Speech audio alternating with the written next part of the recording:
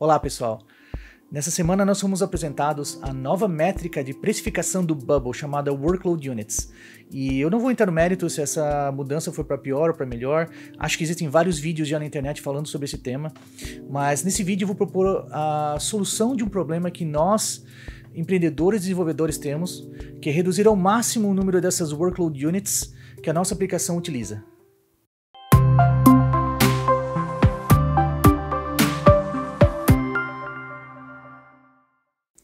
E uma das alternativas que foi logo considerada é usar o Bubble somente como front-end e conectar com um back-end externo, como o Zeno, que é uma das ferramentas no-code mais poderosas que existem hoje no mercado. Eu, inclusive, comecei a gravar um curso completo de Zeno, que eu vou disponibilizar aqui no canal nos próximos dias. Mas essa solução não resolveria todos os casos, porque essa conexão com o back-end externo seria feita pelo API Connector do Bubble, e que é uma tarefa que consome muitas Workload Units. Isso porque você precisaria fazer chamadas API do método POST, que é para fazer alterações no banco de dados do Zeno, e do método GET, que você precisa puxar essas informações do banco de dados e mostrar para o seu usuário lá no front-end do Bubble. E se eu lhe dissesse que essa chamada GET não precisaria passar pelo servidor do Bubble, assim consumiria 0 Workload Units. Essa requisição com o servidor do Zeno teria que ser client-side, ou seja, direto do navegador. Mas a boa notícia é que esse plugin já existe, está lá no marketplace de plugins do Bubble, chamado Zeno Connector. Eu já conhecia esse plugin, mas não sabia que trabalhava dessa forma. Quando eu vi esse tweet de um dos criadores desse plugin, chamado Eli Beatty, eu não tive dúvidas em compartilhar com a comunidade, porque vai ajudar não somente a mim, mas também a muitas pessoas a desenvolverem projetos que seriam totalmente inviáveis nessa nova configuração de preços do Bubble. Então vai aqui um agradecimento público a Eli Beatty e Jared Gibb, que são os dois criadores e mantenedores desse plugin. O próprio Eli gravou um vídeo de mais de 1 hora explicando em detalhes o funcionamento desse plugin. Eu vou colocar o link desse vídeo aqui na descrição e recomendo a todos darem uma olhada. Mas hoje eu vou fazer um resumo e vou mostrar um exemplo prático de como esse plugin funciona. Para quem o inglês ainda é uma barreira ou prefere o conteúdo em capítulos, eu vou gravar uma série de tutoriais sobre esse plugin e também como otimizar os seus workflows dentro do Zeno.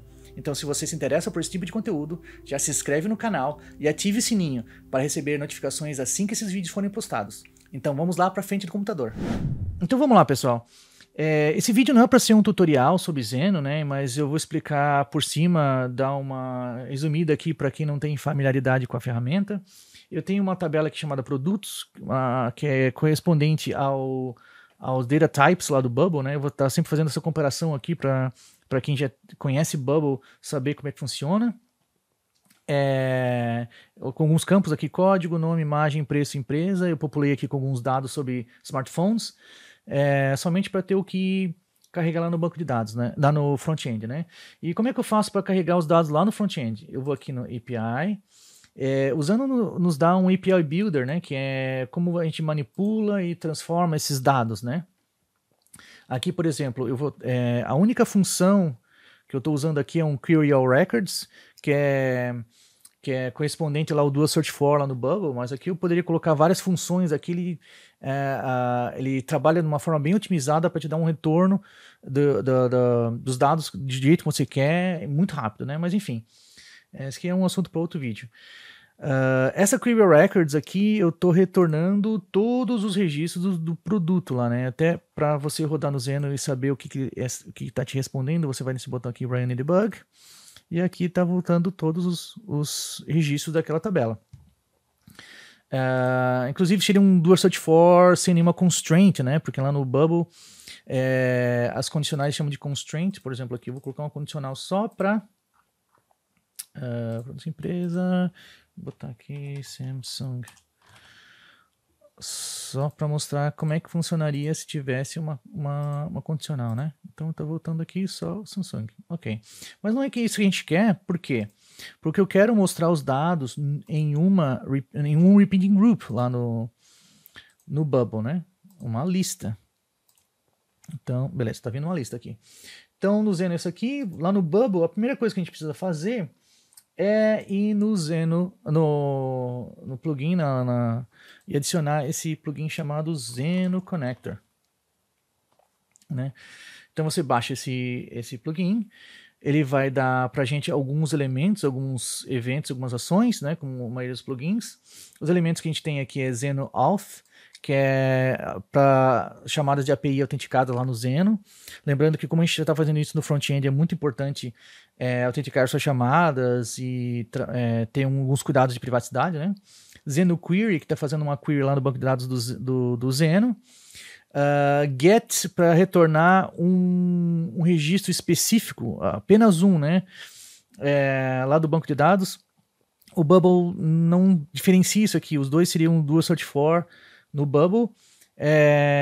Só que quando a gente retorna somente um item lá no Bubble, a gente coloca o first item, né? Então coloca o dual search for, first item, que seria a equivalência usando o get aqui. Vamos lá ver no design o que tem aqui. No design, no design é que eu só coloquei aqui só para um grupo, só para facilitar aqui, para não perder tempo, ficar colocando os elementos dentro do repeating group, né? O primeiro que a gente precisa colocar aqui é um Zeno Query, né? Que foi o que eu comentei lá. Aqui no Zeno Query eu preciso colocar o data type. Aí que tá. Porque eu vou carregar direto no front-end, né? Então seria correspondente a um custom state, né? Uma variável no navegador, né? Só que o Bubble não permite que a gente crie um custom state totalmente da forma que a gente quer, com os campos que a gente quer, né?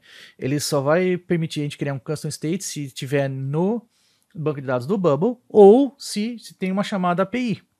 Né? Então o que a gente vai fazer? A gente vai fazer uma chamada API, mas então, na verdade a gente não vai fazer a chamada, a gente vai criar a chamada. Vamos criar aqui uma chamada.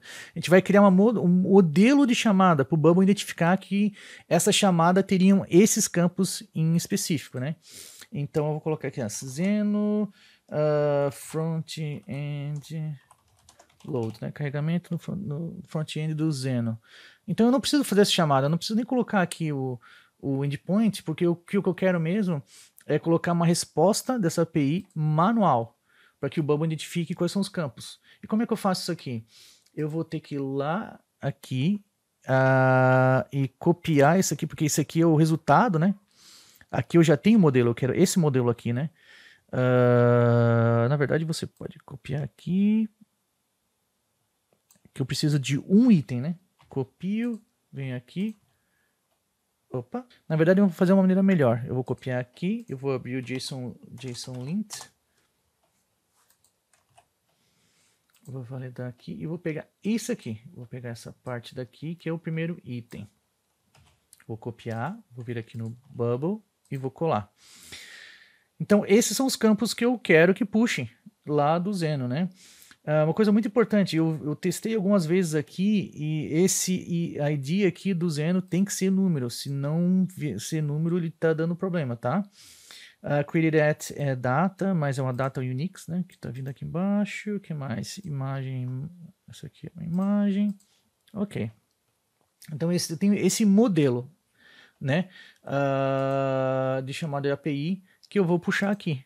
Qual que é o data type dessa Zeno Query aqui? Zeno Frontend Load. Ok. Preciso colocar o endpoint e o URL do grupo lá do Zeno. O Zeno, eu tenho esse endpoint que é dessa URL, esse URL que é desse endpoint, somente desse aqui, que eu faria normalmente as chamadas do API Connector usando isso aqui. E tenho também a URL do grupo, né? Por exemplo, aqui nesse caso aqui eu tenho 3 grupos, né? Default ele já vem quando você cria conta. Aqui uma das coisas que eu estava fazendo. Então eu preciso do URL do grupo onde esse endpoint está localizado. Então vou colocar aqui esse grupo. E qual que é o nome do endpoint, né? O nome do endpoint aqui é get-produtos. Então get-produtos. Ok. Então, aqui já está configurado para puxar do Zeno diretamente do front-end. Mas eu quero mostrar esses dados em um repeating group. Então, deixa eu colocar o repeating group aqui. Opa. E colocar esse grupo dentro do repeating groups. Eu coloquei dentro do repeating group só para que a gente não perca tempo criando elemento por elemento, arrastando para a tela. Eu já coloquei isso aqui. Ok. Esse Printing Group, vou ter que colocar aqui o tipo de conteúdo. O tipo de conteúdo é aquele modelo da chamada de API que eu fiz, né? E a fonte dos dados eu vou puxar desse elemento Zeno Query A. Então, Zeno Query A, dados. Ok. Só questão de ficar um pouquinho mais bonito aqui, como são 3 aqui, eu acho que é isso. Acho que é isso, vamos ver lá como é que ficou. Opa, tá. Como tem um grupo embaixo, ele tem que puxar do canto. Ok. Vamos ver se aqui as imagens ficaram. Aqui tá, vamos ver aqui. Perfeito. Então aqui você pode ver que no workflow não tem nada, ou seja, não consome nenhuma workflow unit do teu plano. Ótimo. Ele resolve o problema de muita gente. Então, se você gostou desse vídeo, se esse vídeo foi importante para você, não esqueça de deixar o like, porque vai ajudar também o canal. E compartilhe com quem mais também vai precisar desse tipo de conteúdo nos seus projetos. E até o próximo vídeo.